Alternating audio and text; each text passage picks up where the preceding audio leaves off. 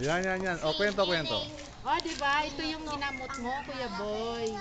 Ano lang siya, Isang beses lang. ilang buwan siya nun. Ano lang, months pa lang siya ata nun eh. Nakita kita, tumatakbo kami, hamos-hamos, dala mo yung isang litro ng Gatorade.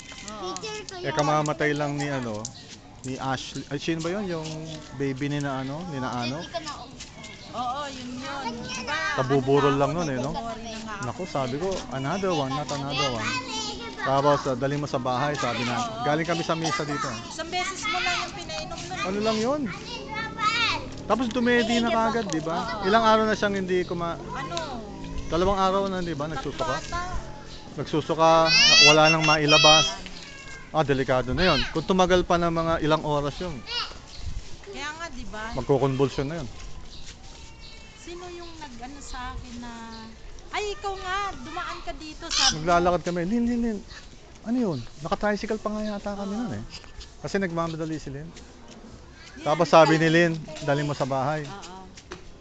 Hindi ko nakuha ang pangalan mo nun eh. Ang bilis kasi may gagawin pa kami. Kalong, no? Anong pangalan niya? Victor! Victor Jr. Victor the third actually. Di ba June si asawa mo, di ba? So, hindi ba siya the third? Senior siya. Senior. Yan to ang junior. Pero June ang tawag sa kanya. Pero actually, hindi siya junior. Junior. Hindi. Si June. Ano siya? Junior ba siya? Junior siya. Ano ito? The third. Pangatlo. Oo. Victor the third. Anong tawag niya sa kanya? Balong.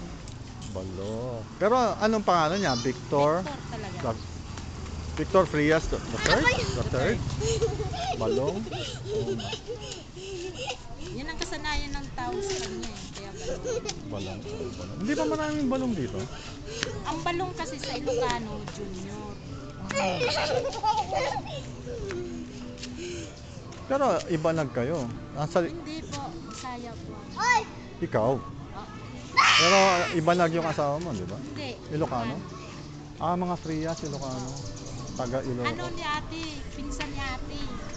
Ate Elsa.